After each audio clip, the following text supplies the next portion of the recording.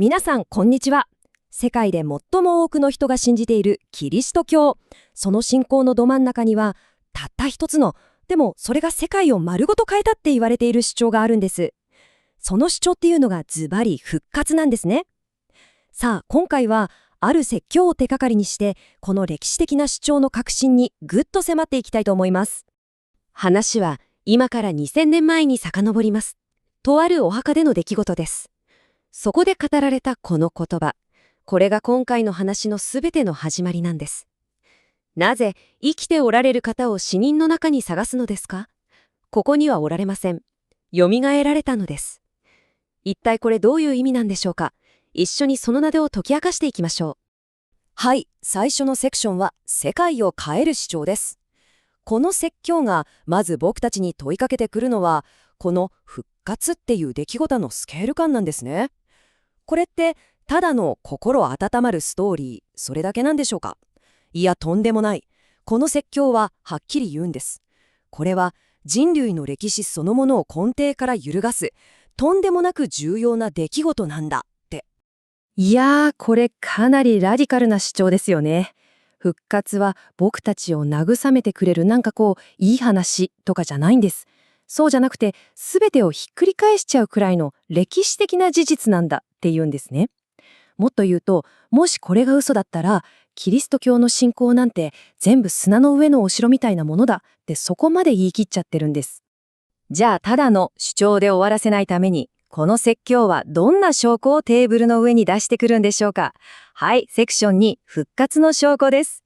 ここではですね、この出来事を歴史的な事実として検証するために大事な3つの柱が示されます。この議論の面白いところは、ちゃんと検証できる3つのポイントに整理してくれてるところなんですよね。まず、空の墓。次に、目撃者の証言。そして最後が、弟子たちの変容です。じゃあ、一つずつじっくり見ていきましょうか。はい。まず一つ目の証拠。空の墓ですね。この説教が指摘しているのってすごくシンプルな事実なんです。考えてみてください。当時、キリスト教の広まりをよく思ってなかった権力者たち、たくさんいたわけです。彼ら、イエスの遺体を見つけてきて、ほら、ここにいるじゃないかって見せれば、この話一瞬で終わらせられたはずなんですよね。でも、それができなかった。なぜでしょう？遺体は一体どこに消えちゃったんでしょうか？次は、目撃証言を見てみましょう。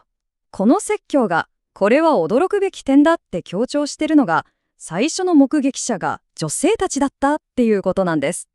これどういうことかっていうと、当時の文化では女性の証言に法的な効力って認められてなかったんですよ。だから、もしこれが作り話だったら、わざわざ信じてもらえないような人を最初の証人にはしないだろうって。むしろ、だからこそ信憑性が高いんじゃないかって主張してるわけです。しかも目撃者は1人や2人じゃなかったんです。使徒のパウロっていう人が記録してるんですけど、なんと一度に500人以上が復活したイエスを見たと。500人ですよ。すごいのは彼が挑戦的に書き残してるところなんです。信じられない？だったらそのうちの何人かはまだ生きてるから直接聞きに行けばいいじゃないかって。でもこの説教が一番パワフルな生きた証拠だって言ってるのは物的な証拠じゃないんです。それが何かというと、弟子たちのあの劇的なまでの変化です。考えてみてください。師匠であるイエスが捕まった時、彼らも怖くてみんな隠れて、中には裏切った人もいたわけです。でもその同じ人たちがですよ、ほんの数週間後には自分の命が危ないのも分かってるのに、ものすごく大胆に教えを説き始めたんです。もう絶望のどん底にいたはずの彼らをあんなに自信と喜びに満ち溢れた殉教者にまで変えてしまったもの。それって一体何だったんでしょうか？さて、ここからがすごく大事なポイントです。仮にこの復活が本当にあった歴史的な事実だとしたら、じゃあそれって一体僕たちにとってどういう意味を持つのかっていう話です。次のセクションでその意味を深く掘り下げていきましょう。セクション3、意味を解き明かすです。この説教によれば、復活っていうのは大きく4つのことを高らかに宣言している出来事なんだそうです。1つ目は、イエスが一体何者なのかを証明する。2つ目は、彼の十字架での死がちゃんと意味があったんだよってことを確かなものにする。3つ目は、僕たち人類にとって最大の敵。そう、死に勝ったぞっていう勝利宣言。そして最後4つ目が、信じる人たちの未来は大丈夫だよって保証してくれる。そういうことなんです。じゃあ、この4つの意味、1つずつ見ていきましょうか。ここでちょっとだけ時間を巻き戻して十字架の場面を思い出してみましょう。イエスが最後に残したとされる言葉、覚えてますか？すべてが完了した。実はこの一言に復活の意味を解き明かすものすごく大事な鍵が隠されてるんだって、この説教は言うんです。これ元のギリシャ語ではテテレスタイって言うんですけど、これどういう意味かっていうと、支払い完了しましたってことなんです。昔の領収書とかに書かれてた言葉なんですね。だから説教では復活っていうのはまるで神様が発行した領収書みたいなものなんだと。十字架の上で僕たちの罪の借金が全部完済されましたよっていう神様からのハンコ付きの宣言。それが復活なんだって説明してるんです。それから復活がもう一つやったすごいことがあります。それは僕たちみんなが恐れる敵、死そのものに挑戦状を叩きつけたってことです。この教えによればですね、イエスは死っていう牢屋のドアをなんと内側からぶっ壊して、その鍵を自分のものにしちゃったんだと。だから信じる人にとっては、死はもう終わりじゃない、行き止まりの壁じゃなくて、次の世界へ続くただの通り道になったんだっていうんです。さて、ここまで証拠と意味について見てきましたよね。でも、この説教は、はい、わかりましたか、おしまいとはならないんです。もしこれがただの情報じゃなくて本当に現実なんだとしたら、僕たちはへえそうなんだって聞いてるだけでいいんでしょうか？いや、そうじゃない。この説教は僕たち一人一人に、あなたはどうするのって応答を求めてくるんです。はい、セクション4、応答への呼びかけです。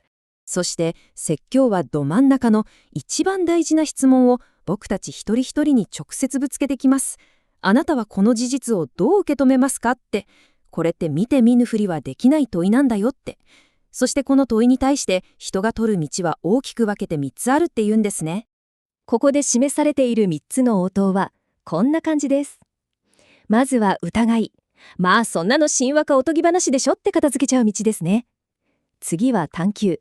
いや待てよと、本当にそうなのか、証拠をちゃんと調べてみよう、とことん質問してみようっていう道。そして最後が信仰。